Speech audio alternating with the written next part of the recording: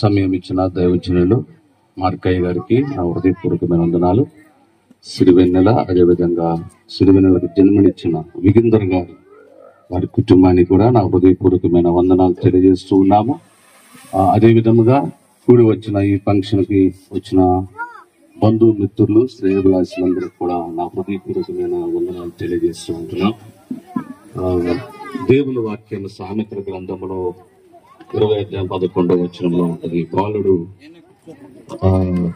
సైతము తన నడవడి శుద్ధమైనదో కాదు, యథార్థమైనదో కాదు, తన శ్రేష్టాలను తెలియపరచబడు అని ఉంటది. ఒక మనిషి జీవితంలో 3 దశలు ఉంటాయి. ఇప్పుడు నేను చదవబడిన దశ బాల దశ. బాల్యమందు ఎలా ఉంటారు, పెద్దవాళ్ళకి ఎలాగా అవుతారో వారి యొక్క చేష్టాలను బట్టి తెలుసుకోవచ్చని పరిశుద్ధ గ్రంథంలో ఇంకా పోతే కుమార్తెలు నగరమునకై చెక్కబడిన మూల స్తంభములుగా ఉన్నారు అని ఉంటది. ఈ బాల్య దశ దాటుకొని ఇప్పుడు ప్రారంభ యవన దశలోనికి అడుగుపెట్టింది సిరివెన్నెల. దేవుని స్తోత్రం. యవన దశలో 2 భాగాలు ఉంటాయి.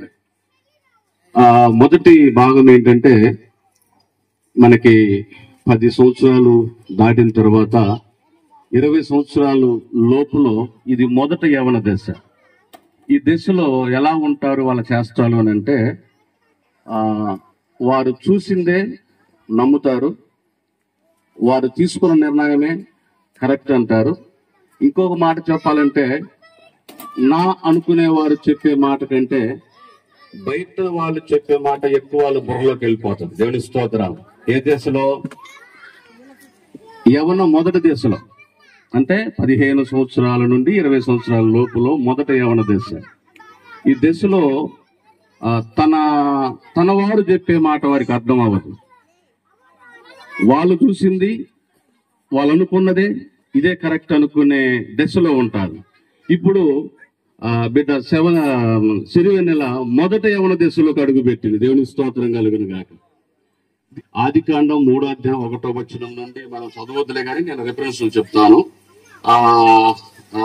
5 వచనాల వరకు ఈ మొదట యవన దేశాలు కనపడుతుంది ఇక్కడ. ఎట్లంటే అవ్వమ్మ తన భర్త ఆదాము చెప్పినప్పుడు వినలేదు. అది మొదట యవన దశలో ఉంది. ఎవరు చెప్తున్నదంటే సాతాను చెప్తున్నది. దేవుని స్తోత్రం కలుగును కాక.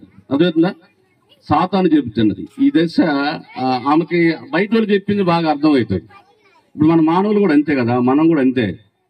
మన పిల్లలు మనం చెప్తే అర్థం కాదు వాళ్ళకి, బయట వాళ్ళు చెప్తే బాగా అర్థమవుతుంది. ఇది మొదట యవన దశ. ఈ దశ పెద్దగా డేంజర్లోకి తీసుకెళ్తుంది, కానీ కొంచెం మనం కొద్ది గట్టి ప్రయత్నం చేస్తే కంట్రోల్ చేయొచ్చు. దేవుని స్తోత్రం కలుగును గాక. కొంచెం మనము ఏమరపాటుగా ఉంటే గనక రెండో యవన దశలోకి అడుగు పెట్టినప్పుడు అది బహు డేంజర్ గా ఉంటుంది. దేవునికి మహిమ కలుగును గాక. అక్కడ రెండో యవన దశ మహా డేంజర్ అని అంటే 20 సంవత్సరాలు దాటిన తర్వాత అది రెండో యవన దశలోకి అడుగు పెడతారు. అప్పుడు ఏంటంటే వాళ్ళు వాళ్ళ సొంతంగా నిర్ణయాలు. ఈ దశలో ఏమైందంటే అవ్వమ్మ కుమారుని కన్నది. మొదటి యవన దశలో పొరపాటు జరిగినప్పుడు రెండో యవన దశలోకి వెళ్ళినప్పటికల్లా ఆమె కుమారుని కన్నది. రెండో యవన దశలో తనకు తాను నిర్ణయం తీసుకోగలిగే అంత జ్ఞానం ఆమెకు పెరిగింది. దేవుని స్తోత్రం కలుగును గాక. ఓకేనా? ఈ రెండో యవన దశ చాలా డేంజర్ అయిన దశ. కొంచెం వారు మనం చెప్పితే అర్థం చేసుకోలేరు. రెండో యవన దశలో వాళ్ళు కక్ష పెట్టుకుంటారు. రెండో యవన దశలో కక్ష పెట్టుకుంటారు. మూడో దశ ఏంటంటే వృద్ధాప్యం దశలో వాళ్ళు కోపం ఎక్కువ ఉంటది. ప్రేమ కూడా దాని తగ్గట్టే ఉంటది. అంటే ఈ 3 దశల గురించి చెప్తున్నాను నేను. ముఖ్యంగా ఈ ఫంక్షన్ ఉద్దేశము ఇది ఆది కాండంలోనే దేవుడు ఈ నూతన వస్త్రాల ఈ ఓనీల ఫంక్షన్ దేవుడే జరిగించారు. ఫంక్షన్ మనం అనకపోయినా దేవుడు ఆది కాండములో వీరు పండు తిన్నప్పుడు ఒక జంతు చర్మాన్ని ఒలిసి వారికి నూతన వస్త్రములు వారికి చుట్టినట్టుగా మనకి పరిశుద్ధ గ్రంథంలో చెలవిస్తా ఉంది. అంటే వాళ్ళు యవన దేశంలోనికి వచ్చినప్పుడు ఆయనే బట్టలు కప్పాడు. కాబట్టి ఇది ఈ ఫంక్షన్ చేయడము నిజంగా ఫంక్షన్ కంటే సువార్త కొంచెం ఎక్కువగా పోతుంది కనుక చాలా బాగుంటుంది. సిరివెన్నెల చక్కగా ఆ వెన్నెల అందరికి ఎలుగులాగానే ఉండాలని కోరుకునగాక. తన తల్లిదండ్రులకి, గ్రామ ప్రజలకు, సంఘమునకు, సంఘ సేవలందరికీ మంచి పేరు తెచ్చుకునే బిడ్డగా ఎదగాలని నేను హృదయపూర్వకంగా కోరుకుంటున్నాను. అందరూ కూడా యేసు క్రీస్తు నిజమైన దేవుడిని అంగీకరించిన ప్రతి ఒక్కరికి రక్షణ దొరుకుతుంది. దేవుని స్తోత్రం కలుగును గాక.